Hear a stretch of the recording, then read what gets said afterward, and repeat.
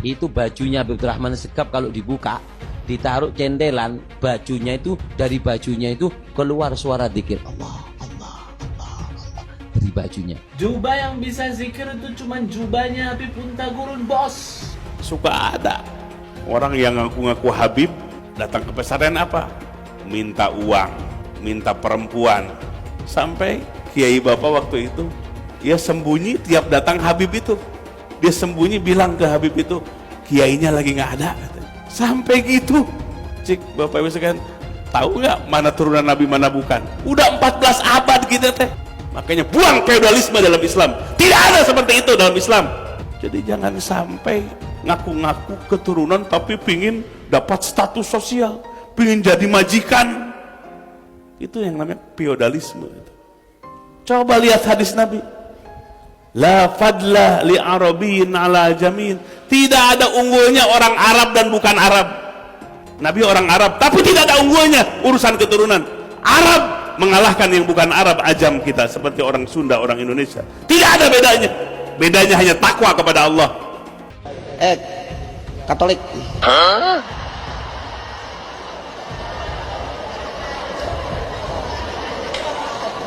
Sapi lagi. Enggak, baru masuk Islam. Jangan banyak-banyak mintanya masuk Islam. Katolik. Katolik mau kasih saya berapa? Buat Nabi Muhammad. 50, 25 juta. Hah? 25, Bi. Selaman. Mudah-mudahan nggak jadi Katolik ente. Sebagaimana kita tahu, gelar H di depan nama orang itu bisa membuat orang menjadi lebih dihormati, ya, yaitu Habib. Itu patut dihormati asalkan yang benar nasabnya, karena nasab, bukan karena personal branding. Pesantren yang menjadi seperti feodal ini tuh justru pengaruh dari kelompok habaib. Pesantren-pesantren yang menganut adab seperti itu adalah pesantren yang berafiliasi dan atau memiliki hubungan yang sangat dekat dengan kelompok Ba'alawi, atau dalam hal ini adalah tarekat Alawiyin. Tradisi-tradisi jalan ngesot dan sebagainya itu bukan tradisi keumuman pesantren. Dan kalau misalkan pada bagian itu NU dikritik, NU tuh nggak usah marah-marah, nggak usah baper. Kalau memang ada pesantren yang nampak feodal, ada pesantren yang nampak keluar dari jalurnya dan sebagainya, kita lihat keluar dari jalur itu mungkin masuk ke jalur berikutnya, yaitu jalur Alawiyin. Kasihan anak orang disiksa jadi kuli di pesantrennya. Kau yang goblok, bodoh, itu khidmat namanya, khidmatnya murid sama guru. Trans 7 keliru. Anda tidak mengerti bagaimana cara orang beradab. Beradab kepada guru itu perintah, beradab pada ulama, beradab kepada ahli bait. Paham ya? Keliru kalau Anda mengkritik itu. Salah satu tugas Ansor dan Banser adalah menjaga kiai, ulama dan pondok pesantren. Apabila ada kiai ulama kita yang dihina, maka Ansor dan Banser akan menjadi garda terdepan. Ras 7 telah menghina melalui siaran-siarannya terhadap kiai dan ulama Nahdlatul Ulama. Saudara-saudara Trans TV yang masih muda-muda, kalian ingat sejarah. Jangan sampai kader-kader Banser menggorok leher kalian. Ada Banser menggorok PKI. Halal darah kalian apabila kalian mengolok-olok ulama Nahdlatul Ulama. Kami kader Ansor dan Banser siap menjalankan perintah para kiai. Apabila kiai perintah, hari ini kami golok. Siap. Kalian bayangkan 100 juta umat Nahdlatul Ulama apabila datang ke kantor kalian membakar ini, saya kira tidak sampai 10 menit akan hancur sini. Untuk orang-orang yang nggak menerima bahwa di pondok tradisional itu masih terjadi praktek feodal, terus ini apa?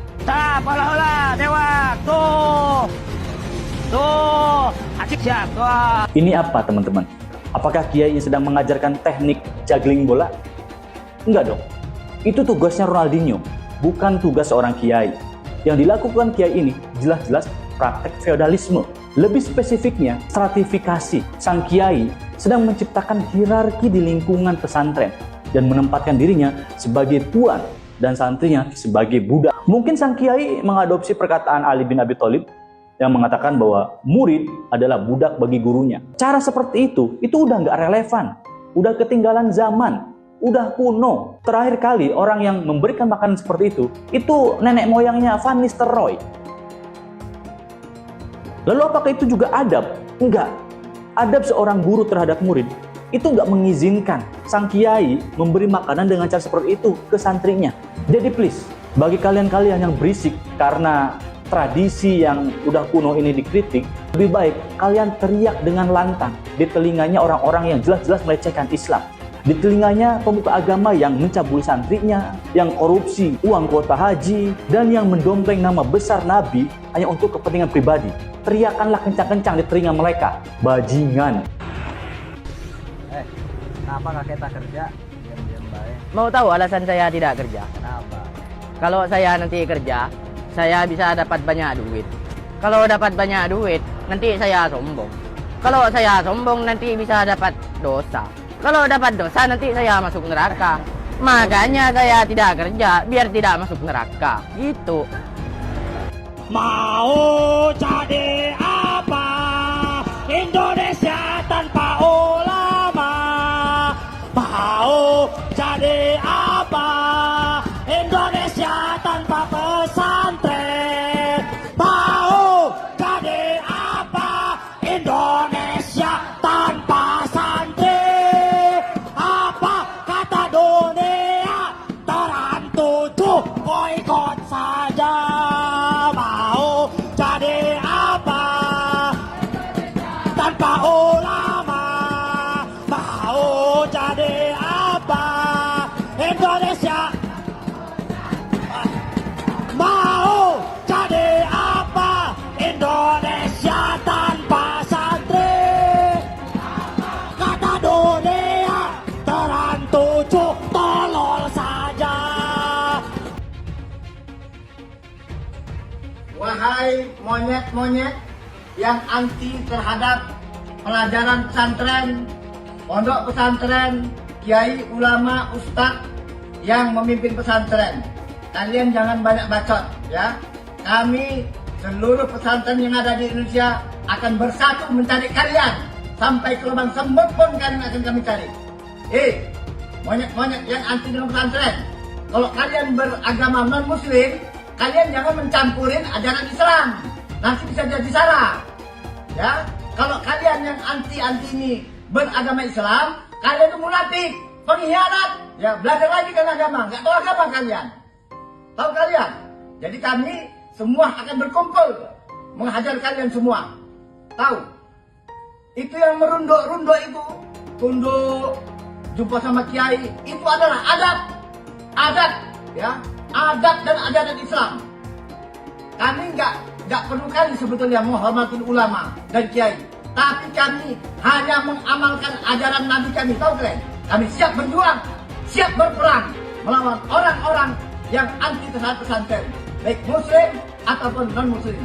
Siap berjuang, siap bela negara, siap bela agama, siap bela negara, siap berjuang, siap mati, siap penjara, siap bela kiai, siap bela ulama, siap bela ustaz, Video kerjasama santri membangun pondok pesantren Lirboyo, saudara, yang sekian lantai itu lagi ngecor, biasa santri kerjasama, betul? Wah, langsung diekspos. Apa dia bilang? Lihat tuh pesantren Lirboyo, santri diperbudak, kiai-kiainya jahat, kurang ajar. Hanya hal-hal yang sepele itu kiai dicaci maki, itu kiai direndahkan, kurang ajar tidak? Enggak sampai di situ, saudara. Ada tamu datang ngasih duit ke kiai, wah difoto langsung dibilang, saudara ini kiai cuma ngumpulin harta, ini kiai memperkaya diri, kurang ajar. Begitu ada sebuah pondok pesantren rubuh, saudara.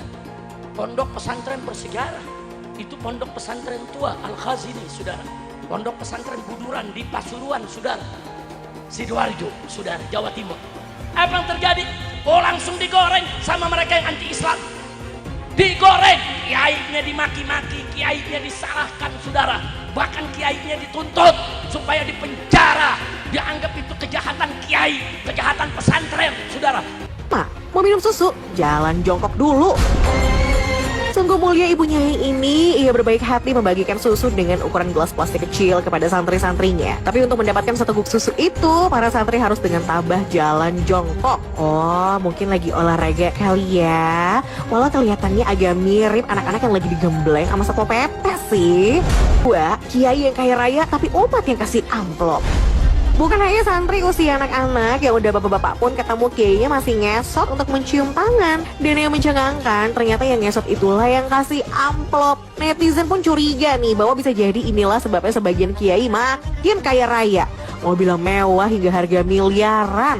Sarungnya aja pun merek termahal yang harganya berkisar antara 400 ribuan sampai 12 jutaan rupiah gitu deh. Dan saat kumpul keluarga nih, sana family kecipratan duitnya. Padahal kan harusnya kalau kaya raya mah umatnya yang dikasih duit ya nggak sih? Tapi ya gimana ya, dengan ngasih amplop pada kiai kan diharapkan bisa dapat berkah. Kalau enggak, ya ambil hikmahnya aja deh.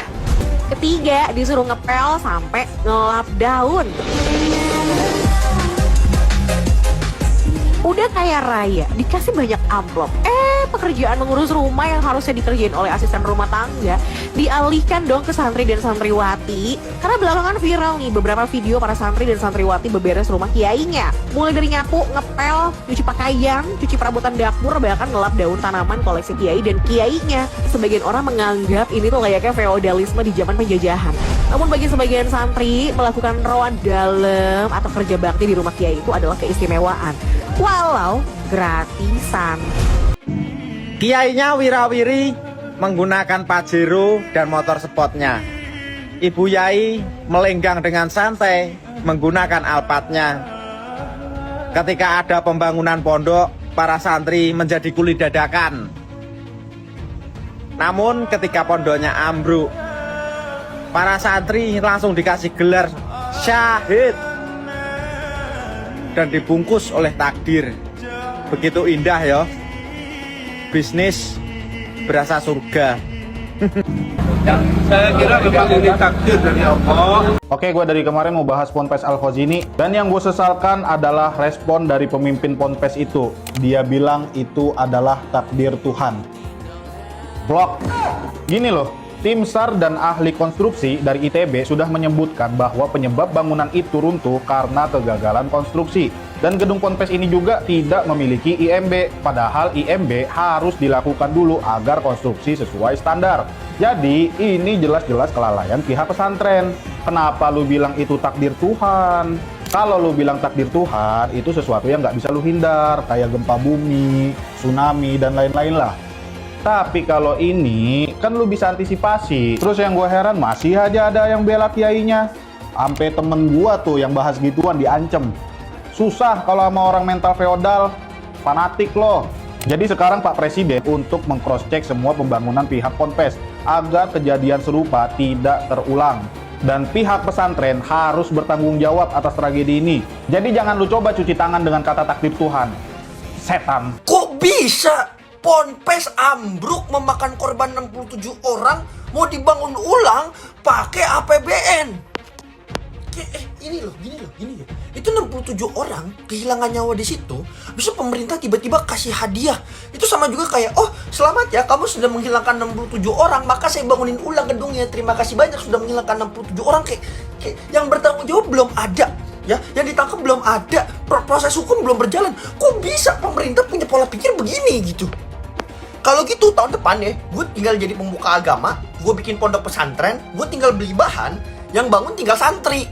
Kalau rubuh, kan pemerintah yang ngurusin. Wow, enak banget punya bisnis pondok pesantren. Jangan cuman gara-gara di situ ada masalah agama dan di situ ada pemuka agama, jadi penegakan hukum itu jadi tumpul. Kayak tiba-tiba dikasih giveaway bangunan. Enak ya?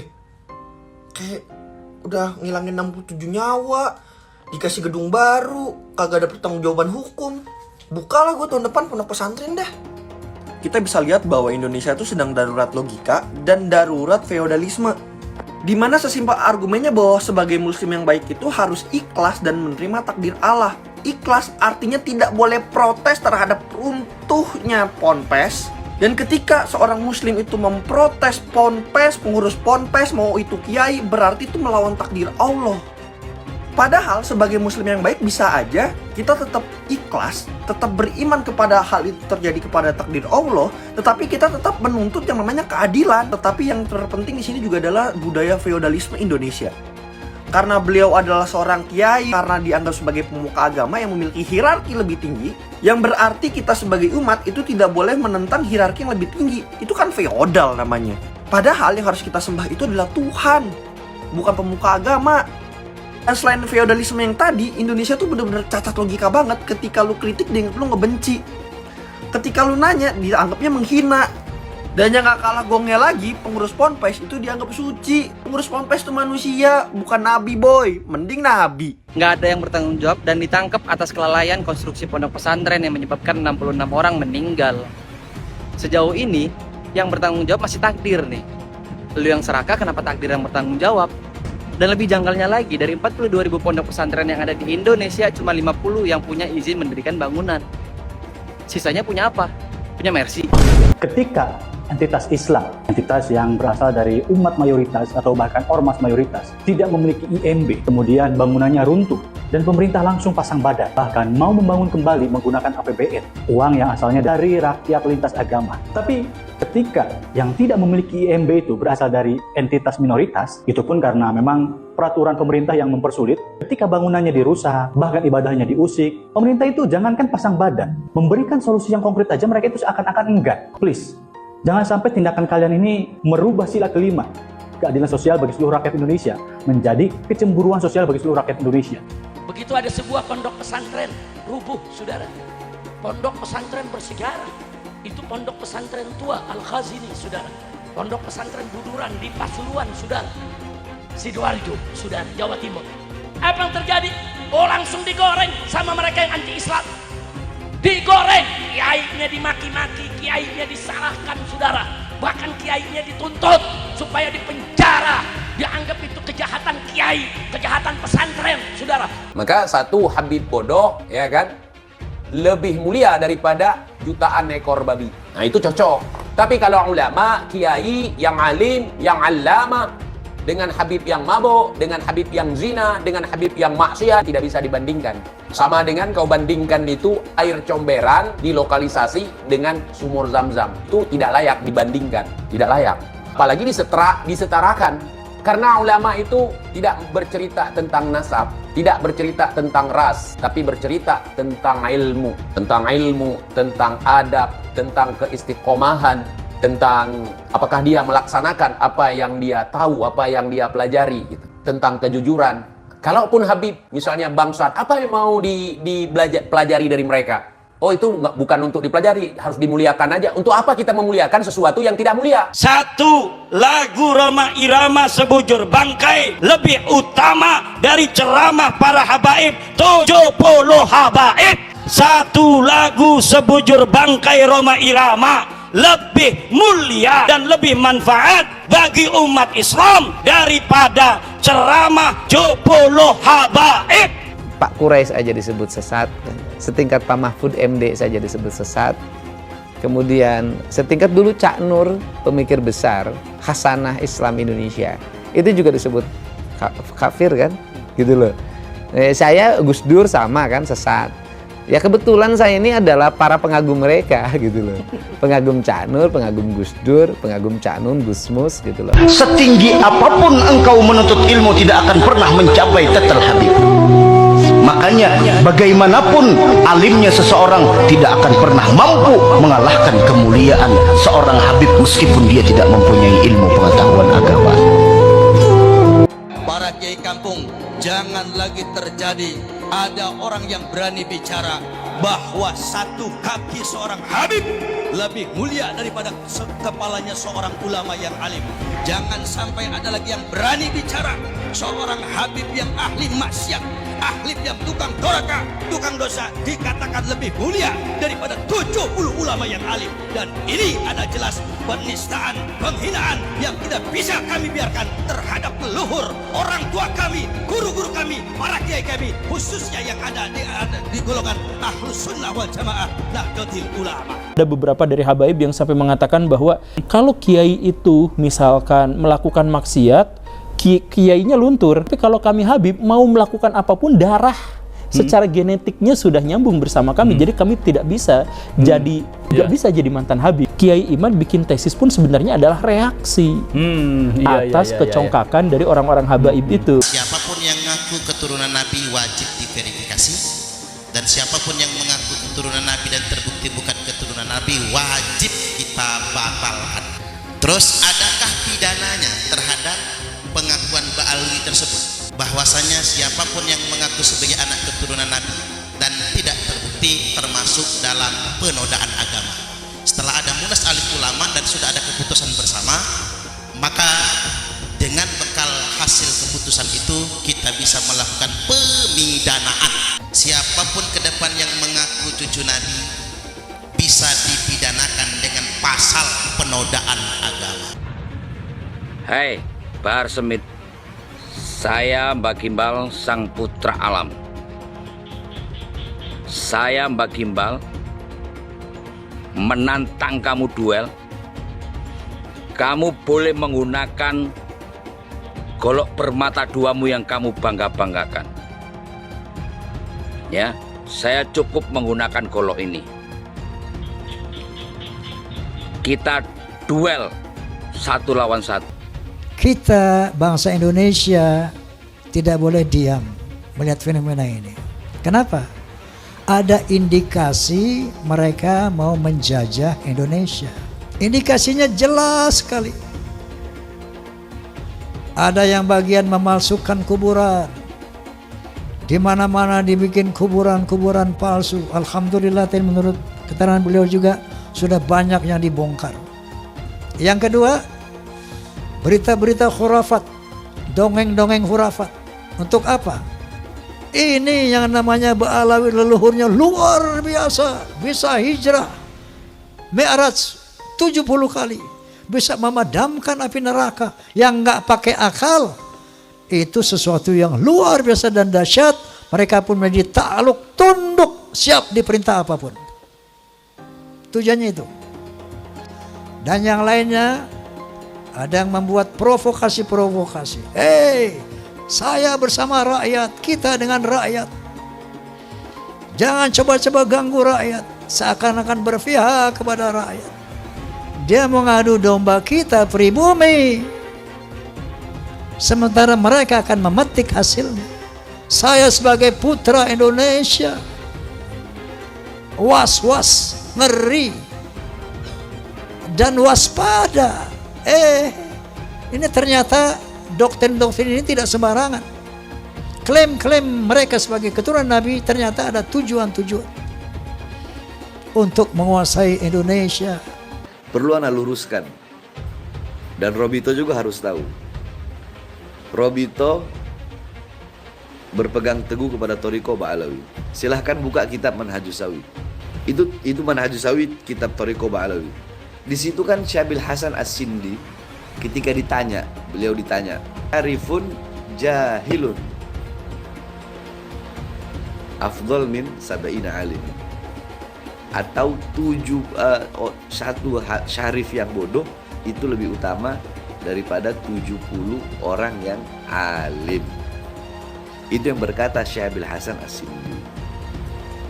Tuh. Jadi harus tahu, jangan terpikir itu omongan anak, bukan. Syabil Hasan As-Sindi, silakan buka kitab. Lama menolak Habib, nanti lama-lama menolak Islam. UAS ketika percaya bahwa Habib itu cucu Nabi, minimal dia punya dalilnya. Dalilnya mana UAS? Bahwa Habib itu cucu Nabi. Saya menantang UAS untuk memberikan dalil. Hei Imaduddin Usman, ini dalil Habib cucu Nabi. Ini sahih. Selama ini tidak ada. UAS jadi mukibin silahkan saja. Tapi jangan bodohi jamaahnya.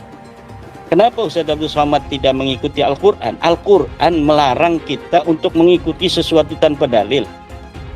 Tapi Ustaz Abdul Somad kemudian jamaahnya diminta oleh dia agar mengikuti bahwa Habib itu adalah cucu Nabi tanpa ada dalil. Yang jelas adalah apa yang dikatakan oleh UAS, bahwa tidak percaya kepada nasab habaib itu sama dengan tidak percaya pada Islam, itu tidak ilmiah, tidak berdasarkan ilmu pengetahuan, dan membawa jamaahnya kepada taklid buta yang dilarang oleh agama Islam. Pak Habib Bahar yang sangat kontroversial itu kakinya diciumin oleh santri-santri yang ngantri jalan bebek. Sakit hati ketika melihat ada orang keturunan Yaman kemudian disujudi, diciumi kakinya oleh orang-orang pribumi pesek. Bayangkan kemudian ada ulama-ulama Nusantara yang harus cium tangan, cium kaki terhadap Habib-Habib yang berjejer duduk di sofa dengan begitu megahnya. Mereka marah, mereka sakit hati. Karena apa? Karena ada orang sujud di depan orang lain atas nama keturunan Nabi. Ada Habib yang mengatakan, bangsa ini bisa menjadi bangsa yang kuat, yang teguh, tidak kena bencana dan sebagainya karena mencintai para habaib. Para habaib, kan beliau Habib, Pak Novel Al-Idrus. Kemudian dikatakan, siapa yang berani mengkritik, mengkoreksi Habib, maka dia seperti iblis. Orang yang mengklaim sebagai keturunan Nabi tiba-tiba mengatakan kalau ada orang yang mengkoreksi habaib, maka mereka itu adalah iblis atau serupa dengan iblis. Pak Novel Al-Idrus. Sorbannya kiai-kiai itu derajatnya ada di bawah kaki dari Habib. Bahkan ketika Habib itu penzina, tukang narkoba, tukang mabok. Habib terbodoh itu 70 kali lipat lebih mulia daripada kiai-kiai. Satu orang Habib yang bodoh lebih mulia daripada 70 kiai orang Jawa. Tuhan ngomong gak bener itu. Habib walaupun zina, walaupun minum arak, pasti masuk surga. Walhasil mereka ini menganggap diri mereka super. Kiai-kiai Jawa ini yang bukan Habib di bawah mereka. Ini orang yang mengaku keturunannya ini mulutnya kotor banget. Padahal ngakunya keturunannya Nabi Muhammad. Yang mengaku keturunannya mulutnya kotor, caci maki sana sini. Habib bodoh itu masih lebih utama daripada orang yang berilmu. Telapak kaki Habib yang maksiat, yang nakal, yang kotor dibandingkan kepala kiai yang pakai sorban masih lebih mulia telapak kaki Habib yang maksiat tersebut. Satu kaki Habib itu lebih tinggi, lebih mulia dari 70 kepala kiai. Kan gitu, itu kan penghinaan betul. Kalau orang tidak terhina dengan ini, saya kira tidak rasa kebangsaannya rendah.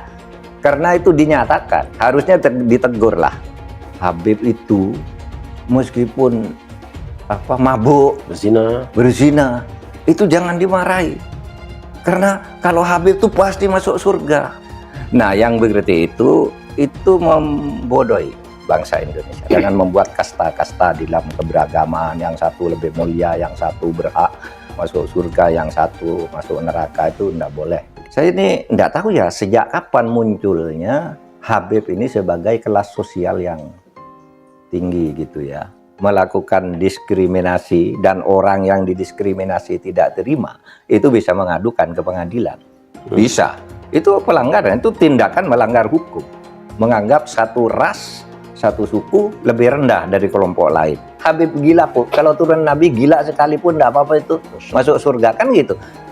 Kalau kayak Indonesia tuh apa? Kamu kan kalau tidak ada Habib, kamu nyembah batu kan? Masa iya begitu? Bahwa berdasarkan sejarah nasab, berdasarkan tes DNA, berdasarkan ilmu filologi, bahwa kaum Balawi saudara kita tidak terbukti sebagai keturunan Nabi SAW. Namun dengan demikian, mari kita tetap rakat ukhuwah Islamiyah, karena Allah Subhanahu wa taala berfirman, wa'tasimu bihablillahi jami'an wa la tafarraqu. Amin. Saya katakan saya mendukung Rhoma Irama untuk mengklarifikasi soal Habib ini. Karena saya terganggu dan tersinggung terhadap perkembangan ini sesudah saya melihat tiap mau tidur saya lihat YouTube pertengkaran Rhoma Irama, Imaduddin, Gus Abbas dengan para habaib itu luar biasa, menimbulkan pro kontra. Lalu saya lihat apa sih masalahnya? Kalau saya sendiri pribadi, mau Habib itu turunan Nabi atau tidak, kalau salah ya kita koreksi, tidak apa-apa. Tetapi yang lebih dari itu kemudian ternyata muncul klaim-klaim bahwa Republik Indonesia itu ada karena Habib. Wali Songo itu semuanya Habib. Padahal Habibnya baru datang sesudah Wali Songo meninggal. Gitu loh. Lalu diklaim ini turunan Habib ini. Imam Bonjol coba dibilang itu Habib Sahabuddin. Itu dari mana? Kok Imam Bonjol Habib Sahabuddin gitu. Lalu ada hurufatnya bahwa kakek saya yang nama Mugaddam itu bisa membentak malaikat mungkar dan nakir katanya. Mengklaim-klaim begitu dan orang yang tidak tahu, orang awam banyak yang percaya karena ini Habib yang ngomong, Habib benar. Lalu rasa cinta saya kepada negara ini menjadi luntur. Seakan-akan ini karena Habib. Di situ saya tersinggung. Rasa cinta tanah air saya, kebanggaan kepada leluhur saya sendiri itu bangkit. Apalagi kemudian ada pemalsuan kuburan-kuburan tuh ya, nama kuburan biasa dibangun menjadi ini Habib ini, padahal tidak jelas siapanya. Kalau Habib itu lebih tinggi dari kiai, dan itu semua ada mas. Ngomong itu bukan hanya ngomong begitu, itu bukan hanya katanya-katanya, karena ketika Rhoma Irama berbicara itu, lalu ada seorang Habib muda dengan Rhoma Irama, kamu bohong, tunjukkan Habibnya siapa yang katakan gitu. Sudah itu bukan Rhoma Irama yang membuktikan. Netizen ini Habib ini tanggal sekian bilang ini dengar. Ini Habib ini sampai 7. Seorang anak Habib yang artinya adalah keturunan Nabi Muhammad, walau bermabuk-mabukan, berzina, mencuri, berjudi, tetap akan jadi ahli surga, akan masuk surga. Apakah seorang Habib itu punya posisi istimewa dalam umat Islam? Apakah Habib sedemikian istimewa sehingga dia bebas dari kesalahan dan dosa? Itu adalah substansi yang sering dibicarakan dalam pembicaraan soal Islam. Misalnya ada Habib yang menyatakan, ada darah Nabi di tubuhku. Jika kau menyakitiku, kau juga menyakiti Rasul. Atau ada juga yang menyatakan, satu Habib bodoh lebih baik dari 70 kiai yang alim. Atau ada yang bilang, kaki Habib lebih mulia daripada kepala kiai. Buat saya ini sangat mengherankan. Mengapa Bahar harus marah-marah? Tapi bukan hanya Bahar yang marah-marah. Habib lain yang ngomel adalah Rizik Syihab. Tapi kalau dipikir-pikir, barangkali juga kemarahan mereka ini adalah ekspresi ketidaknyamanan mereka akhir-akhir ini terhadap banyaknya keraguan tentang posisi kehabiban di Indonesia. Beberapa tahun terakhir ini memang meluas pertanyaan-pertanyaan yang diajukan tentang apakah Habib itu memang sebuah posisi yang layak dihormati. Bahkan ada studi ilmiah yang menunjukkan bahwa para Habib di Indonesia hampir pasti bukanlah keturunan Nabi Muhammad. Sangat mungkin ini semua mengganggu kenyamanan mereka. Habib itu tidaklah sakral dan dapat dihukum Tuhan karena ia berdosa. Yang menentukan posisi seseorang adalah ketakwaannya, bukan kehabibannya. Jadi Habib yang ada di Indonesia semuanya palsu katanya. Silakan dijawab tapi ilmiah. Silakan Imam dijawab tapi ilmiah, jangan marah-marah, jangan. Ayo ilmiah, tunjukkan kalau Habib kita ini betul benar. Tunjukkan kebenarannya dengan data fakta. DNA, tidak perlu DNA lah, DNA. Jangan lupa umat Islam di jagat raya salatnya tidak akan diterima oleh Allah Subhanahu wa taala kalau tidak mau mendoakan Habib. Umat Islam mulai gaya, mulai mengkoreksi Habibnya, mulai mengkoreksi ulama-ulama dari anak cucu Nabi Muhammad SAW. Orang yang seperti itu mirip dengan iblis. Satu Habib, walaupun Habibnya jahlun, maksudnya bodoh kata Iwan, itu ukurannya perbandingannya amat 70 kiai yang alim. Kami adalah majikan kalian, kami adalah pemilik bangsa, kami adalah pemilik kedaulatan Indonesia. Jadi salah satu aset yang hampir dimiliki oleh semua orang kaya adalah emas. Ya. Emas menjadi salah satu hot commodity, terutama belakangan emas meroket dan menembus harga tertinggi. Jadi jika kalian ingin profit atau mendapatkan keuntungan dengan investasi emas, tonton video ini sampai habis. Emas merupakan salah satu investasi yang unik. Kenapa? Karena emas itu terbatas dan dari zaman dulu sampai sekarang emas selalu digunakan untuk melawan inflasi. Jadi ada 5 hal yang kalian harus waspadai ketika harga emas sedang naik. Yang pertama adalah kalian harus tetap tenang.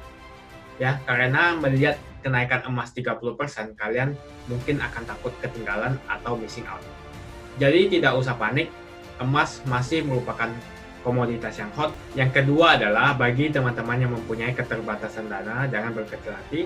Ya, saya sampaikan kembali bahwa adanya investasi emas berupa digital sangat memudahkan kita untuk berinvestasi emas. Yang ketiga adalah hati-hati dengan penipuan. Banyak sekali komunitas yang berkedok investasi emas, tapi sebetulnya adalah money game. Dan ujung-ujungnya penyelenggara itu kabur dan merugikan banyak kali orang. Biasanya ini yang tergiur dengan iming-iming tingkat bagi hasil yang tinggi. Ada 5% per bulan, bahkan lebih. Jadi hati-hati terhadap penawaran yang investasi menjanjikan hasil yang sangat tinggi. Gunakan broker aman dan terregulasi. Yang keempat adalah belilah secukupnya. Alokasikan sebagian dana Anda untuk investasi dan membeli emas. Yang kelima adalah kenali profil resiko teman-teman masing-masing. Apa gunanya? Ya, jadi kita tentukan apa tingkat toleransi kita terhadap risiko. Ya, ada yang konservatif, ada yang moderasi, dan juga yang lebih tinggi adalah agresif. Setelah itu, kalian bisa sesuaikan dengan pemakaian leverage. Investasi emas secara konvensional atau tradisional, kalian membeli emas secara fisik, baik itu batangan atau perhiasan. Jadi sudah saya bahas di video saya sebelumnya bagaimana risiko dan efek kalian tidak sesuai. Misalnya kalian membeli emas atau juga trading forex secara fisik. Ya, kalian harus menelpon, lalu traveling, belum lagi kalian itu ada risiko dirampok, ya, lalu kalian melakukan deposit di safety box dan sebagainya. Yang mau saya bahas lebih detail di video ini adalah investasi emas yang modern atau yang dinamakan dengan kontrak emas.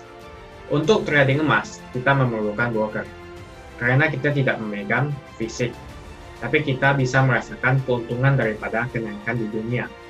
Dengan investasi emas secara modern ini, kalian tidak perlu menggunakan modal besar dan juga kalian tidak perlu memegang fisik. Tapi kalian bisa enjoy atau menikmati peningkatan dari harga emas di dunia. Jadi balik lagi, menurut saya, ya, harga emas akan terus mengalami peningkatan. Ya. Jadi pastikan buat kalian yang ingin menikmati peningkatan daripada harga emas di dunia, ya, pastikan kalian bisa melakukan ini semua. Langsung saja registrasi ya. Lalu kalian bisa mulai untuk berinvestasi emas.